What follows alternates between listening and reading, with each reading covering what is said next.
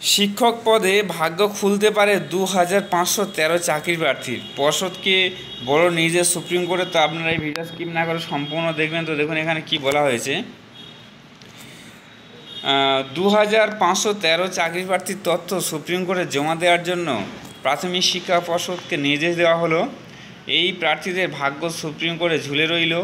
প্রাথমিকের সহকারী শিক্ষকের চাকরি পেতে 2022 সালের নিয়োগ প্রক্রিয়ায় 2020-22 ব্যাচের ডিএলএড প্রশিক্ষিতরা অংশ নিতে পারেন কি না তা ঠিক করে দেবে শীর্ষ আদালত। তাই 2022 সালের নিয়োগ প্রক্রিয়ায় এরকম কারা নিয়োগ প্রক্রিয়া অংশ নিয়েছিলেন তার বিস্তারিত তথ্য মুখ বন্ধ খামে আদালতকে জমা দেওয়ার নির্দেশ দিল সুপ্রিম কোর্টের বিচারপতি এস বোপান্না ও বিচারপতি সঞ্জয় কুমারের বেঞ্চ। আগামী 23 জুলাই পরবর্তী শুনানি হবে।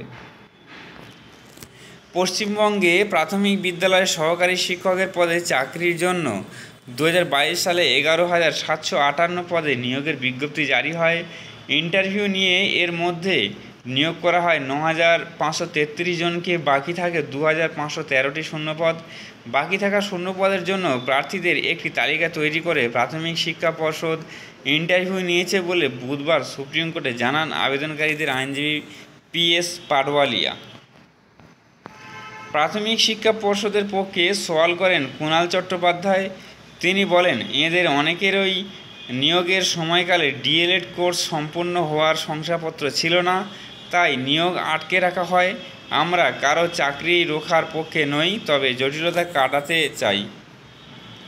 যদিও আবেদনকারী চাকরি প্রার্থীরা দাবি করেছেন 2022 সালের 29 সেপ্টেম্বর যখন মোট 11,758 পদে নিয়োগের বিজ্ঞপ্তি জারি হয় সে সময় অধিকাংশেরই ডিএলএড কোর্স সম্পন্ন হয়ে গিয়েছিল, স্রেফ শংসাপত্র হাতে আসেনি।